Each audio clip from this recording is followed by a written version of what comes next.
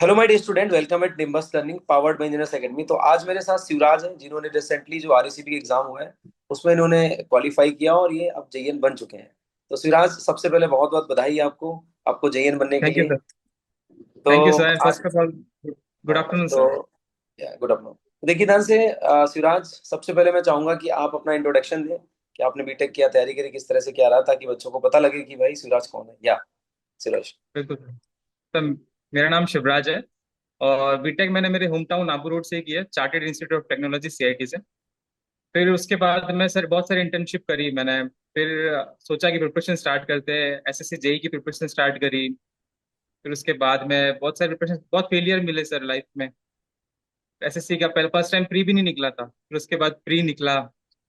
फिर मेंस में sir 8 marks से मैं थोड़ा सा रह गया। उसके बाद फिर बीच में आरआरबी जेई आया, उसका प्री दिया। फिर बीच में सर आरसीबी जेई आ गया, तो उसमें मेरा सिलेक्शन हो गया। बहुत बढ़िया। तो कैसा कैसा लग रहा है माहौल, कैसा घर का आजकल?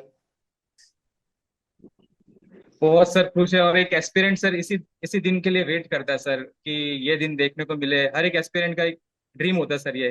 वो तैयारी करते हैं, इतना मतलब पेशेंस रखते हैं, इतनी हार्डवर्क करते हैं, उसके बाद ये दिन देखने के लिए सर वो होता है उनके लिए। और बहुत सर घर में बहुत खुश है सब जने।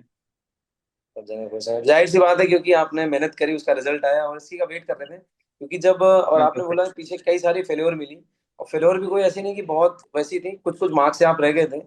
फाइनली जब तो सिलेक्शन होता है फेलियर तो से, अच्छा। बिल्कुल सर, तो जैसे आप फेलियर बहुत जरूरी है। बिल्कुल, जैसा जैसा कि मेरे को पता है आपने जयपुर में ऑफलाइन बैच ज्वाइन किया हुआ था। तो आप बिल्कुल सर। माउंट आबू के रहने वाले हैं। तो वहां से यहाँ पर आए तो किस तरह से क्लासेस का, मतलब क्या आपका शेड्यूल रहता था, मतलब किस तरह मैनेज करते थे पढ़ाई को अपनी? माउंट आबू सर से यहाँ पे सर, यहाँ पे जयपुर गया। फिर ऑफलाइन कोचिज मैंने निम्बस लर्निंग से, जो जयपुर में गोपालपुरम जो सेंटर है वहां से मैंने ली थी। फिर पास में पीजी पीजी में रहता था, सुबह उठ के क्लासेस आना, शाम को वापस घर जाना। आपकी सर बहुत बड़ी हेल्प रही, आपकी क्लासेस ली थी मैंने ऑफलाइन कोचिंग से, और बहुत हेल्प मिली सर। फिर वो स्केड्यूल रहता था, घर पे जाना, प्रैक्टिस करना।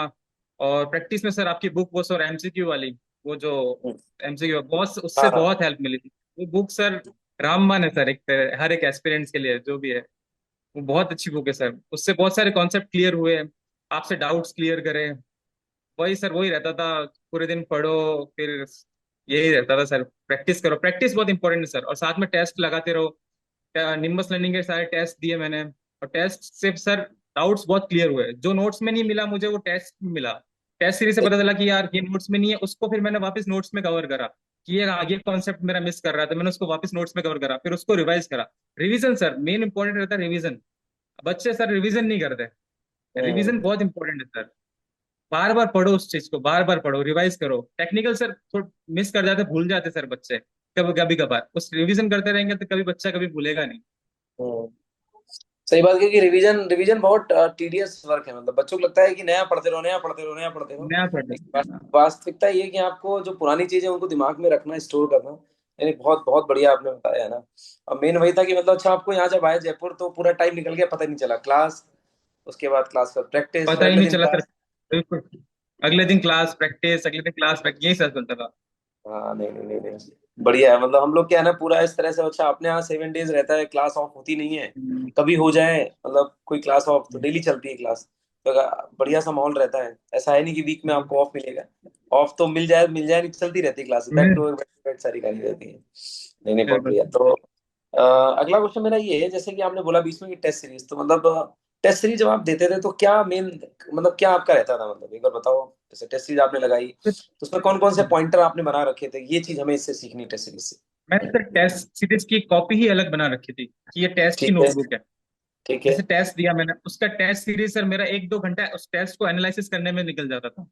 और हर हम्म। चीज को, हर एक क्वेश्चन को, कि हाँ मैंने यहाँ मिस्टेक करी है, और मैंने क्यों मिस्टेक करी है, और कैसे मिस्टेक करी है। और जो मुझे नया कॉन्सेप्ट मिलता था उसको मैं सर नोट करता था कॉपी में। और फिर हम्म। उस टेस्ट सीरीज वाले कॉपी को मैं बार बार रिवीजन करता था सर। हम्म। तो इससे मेरा जो भी टेक्निकल्स के सारे डाउट्स है वो सर क्लियर होते गए। हम्म। बहुत हेल्प मिली सर, टेस्ट सीरीज से बहुत हेल्प मिलती है। पहले अक्सर। सारे नोट्स पढ़ लो, प्रैक्टिस करो, उसके बाद टेस्ट देते रहो। टेस्ट सर रेगुलर बेसिस पे देते ही रहो। बच्चे करते हैं कि एंड में टेस्ट देंगे, एंड में टेस्ट देंगे सर, एंड में सर नहीं हो पाता है। रेगुलर टेस्ट देते तो उससे सारे कॉन्सेप्ट निकलते, तो हम नोट कर पाते, तो हमको वो सही रहता है।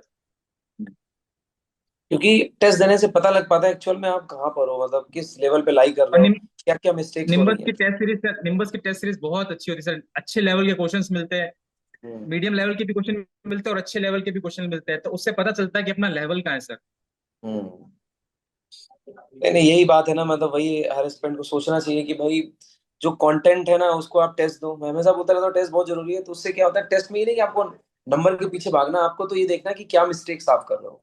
तो मिस्टेक्स बिल्कुल पता सर, लगती है और उससे इम्प्रूव करो आप, है वो ना। मिस्टेक पता चलेगी कि सर नंबर अपने आप इम्प्रूव हो जाएंगे। हम्म। तो ओवरऑल कैसा रहा एक्सपीरियंस, मतलब इंजीनियर सेकंड में रिवर्स लर्निंग का आपका, मतलब ओवरऑल, मतलब बहुत सर, ऑनलाइन बहुत ऑफलाइन। अच्छा, बहुत अच्छा। मैं लकी हूँ कि मैंने वो ज्वाइन किया और आज मैं जेईएन बन चुका हूँ, तो अच्छा लग रहा है सर, बहुत बहुत अच्छा लग रहा है। नहीं नहीं, हम लोग को भी बहुत अच्छा लग रहा है आप मेरे साथ जुड़े, और जुड़े हुए थे बहुत टाइम से, और अपन गाइड करते हैं ऐसे बच्चों को तो बहुत बढ़िया लगता है। और आप लोग ही मतलब एक मोटिवेशन हो, मतलब जो आपके जूनियर्स हैं, क्योंकि वो आपको जब सुनते हैं, वीडियो देखते हैं, तो उनको लगता है कि नहीं मैं भी कर सकता हूँ। और बहुत बिल्कुल बढ़िया सर। लगा, मतलब, है ना। तो मतलब एक लास्ट क्वेश्चन मैं आपसे और पूछूंगा, मतलब जैसे अपन ने काफी बात बिल्कुल करी, तो जो आपके जूनियर्स जो तैयारी कर रहे हैं उनको लास्ट क्या मंत्रा देना चाहोगे आप, कि ऐसे ऐसे चले तो उनका सिलेक्शन आराम से हो जाएगा। हाँ। सर, बेस्ट मंत्रा है फर्स्ट पॉइंट पे सर, प्रायोरिटी में हमेशा कंसिस्टेंसी।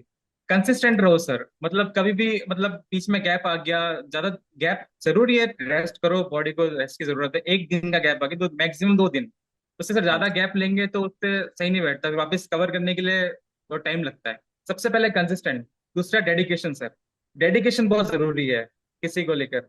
और तीसरा सर, प्रैक्टिस करते रहो, हार्ड वर्क करते रहो, बस यही है सर। और अब बस मम्मी पापा का आशीर्वाद है ही है, तो वो सब हो जाता है। बिल्कुल ठीक बात है ना। तो शिवराज, बहुत हाँ, बढ़िया लगा आपसे बात करके, है ना। तो थैंक यू अगेन सर। बहुत बहुत कॉन्ग्रेचुलेशंस आपको पूरी टीम की तरफ से इंजीनियर्स एकेडमी की। और आप ऐसे ही जीवन में थैंक यू आगे सर। बढ़ते रहे, आप जयन बने, आगे एयन थैंक बने, यू और सर। आगे चाहिए। और इसी तरह आप बिल्कुल सर। अपने जीवन में एकदम आगे बढ़ते रहें। और बहुत अच्छा लगा, है ना। थैंक यू सो मच, है ना। Thank you so much.